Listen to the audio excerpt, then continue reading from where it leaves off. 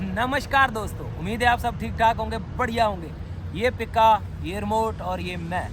आज की जो वीडियो है ये है फुल ऑफ रोडिंग टेस्टिंग होगी इसकी।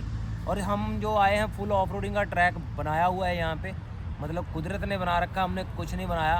और उस पर इसकी करेंगे टेस्टिंग, देखते हैं ये कैसे चढ़ पाएगा कि नहीं चढ़ पाएगा। वीडियो में बने रहना।